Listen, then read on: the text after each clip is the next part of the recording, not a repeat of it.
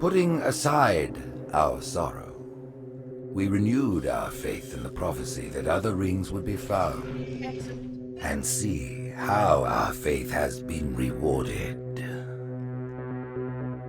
The Covenant used to be the main threat, and it was a MacGuffin in the original Halo series because the real threat was the Forerunner legacy and the Flood itself.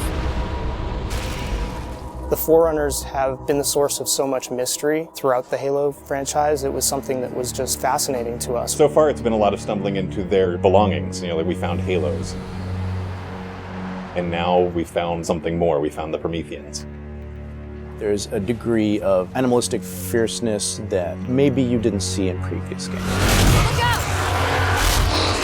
The conditions and the context are what pit a hero and antagonist against each other. For this game, we're going to get to see a lot of complexity to their civilization. From their worldview, what they're doing has to make sense. Trying to figure out ways to tell that story without interfering with the shooting aspect of it has been a really challenging thing. We've gotten glimpses of this Forerunner presence that was kind of always there, open as to whether it would ever erupt. And it did. We're trying to really take game systems and manipulate them and give them emotional coloring and context. We wanted to create something that could stand alone and be an enemy that is just as challenging, just as engaging as the Covenant has been in the past for Halo. A lot of that initial discussion was around if you had this incredibly evolved race and they were well beyond humanity, the Covenant, what would that look like?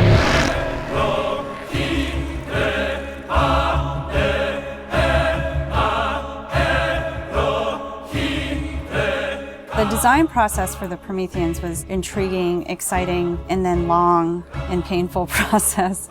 I think just because everyone was so invested in what they wanted out of them. How do you imply something strong, something vertical, something different? And how could we actually have a global logical language out of that Forerunner philosophy? Anybody who's played Halo goes, okay, Forerunners is the silvery angular stuff with blue lights across it.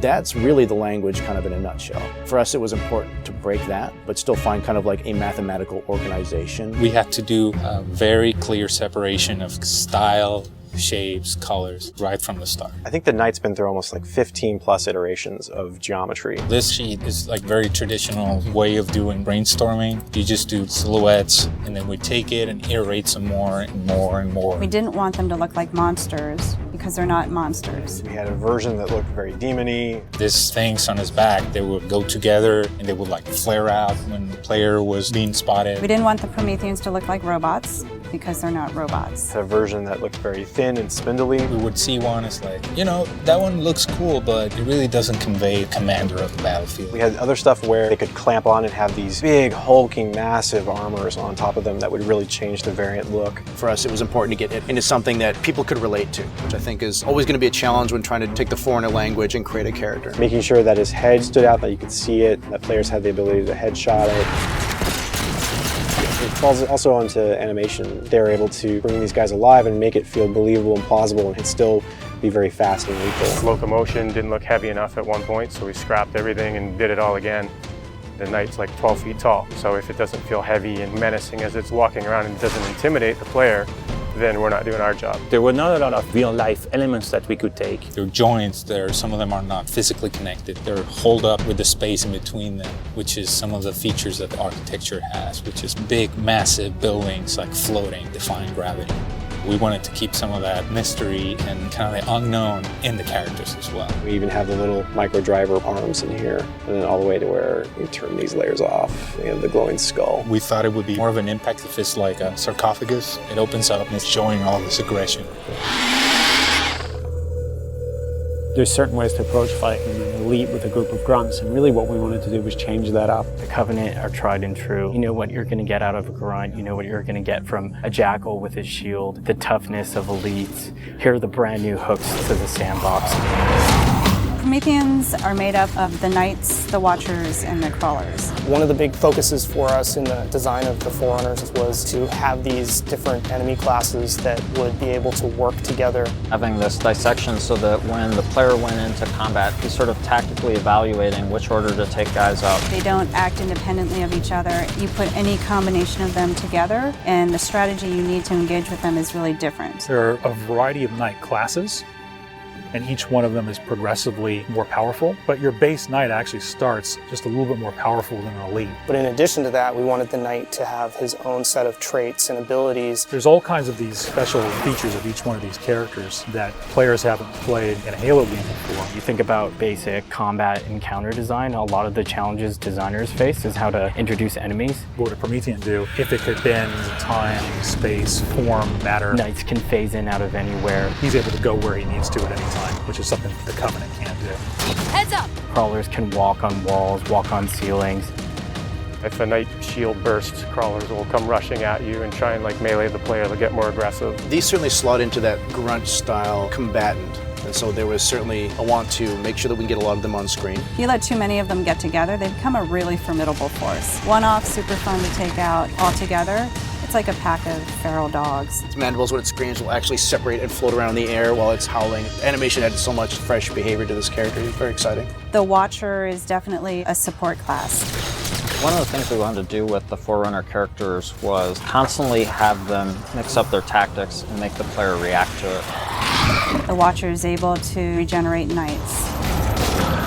One of the things we needed to do when the Watcher design was coming along was make sure that the Watcher would actually fit inside of the Knight. That bursts out and swap to the actual Watcher asset. The Watchers are aware if a knight's damaged, they'll protect them, they'll catch grenades, so they kind of coordinate their efforts. The Prometheans feel like the most advanced of the bunch. They're able to bring all of their technology and wisdom to the battlefield. With new enemy class comes new weapon class. We literally concepted probably 200 weapons for this game before we settled on the half a dozen that went in.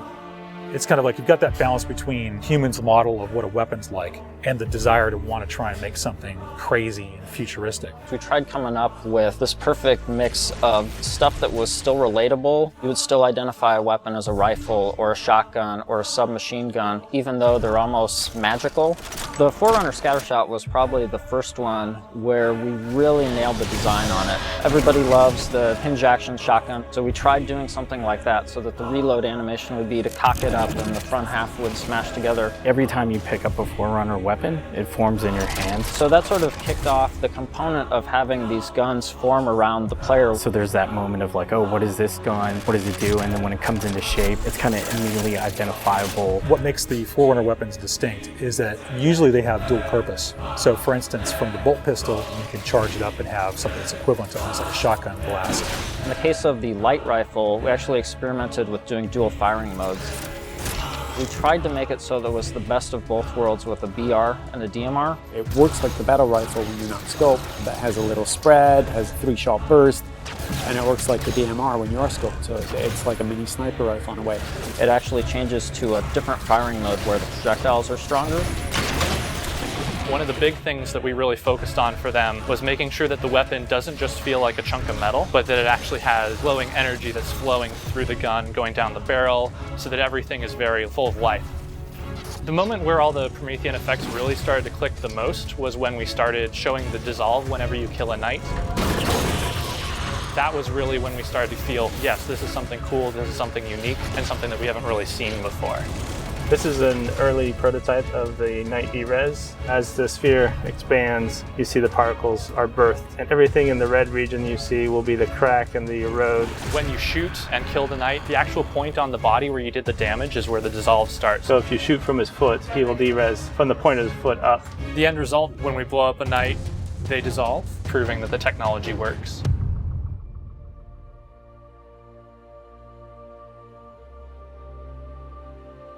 I look at the changes that we're making, and it really feels like we're making a sequel to Halo 3. And that's exactly what we're setting out to do. We have the Covenant from previous games. We have the UNSC. We had all these things to take from, like, all right, we can make a new take on this, but we had zero information to some of this Forerunner stuff.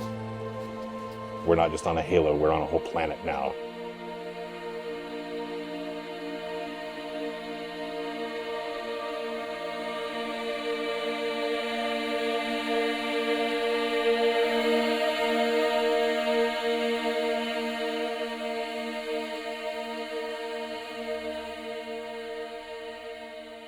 We're not just threatening one corner of the galaxy, we're threatening everything. We're listening to the fan feedback. We're incrementally evolving different aspects of the game design, but there's nothing really revolutionary. And I think that's important, because I think really good design is evolutionary, not revolutionary. And I think at some points we got in our heads with this game that we're just going to make another Halo. I don't think that's what people want. They may think they want that, but what they really want is something that speaks to the things that they love, but then provides them with something new.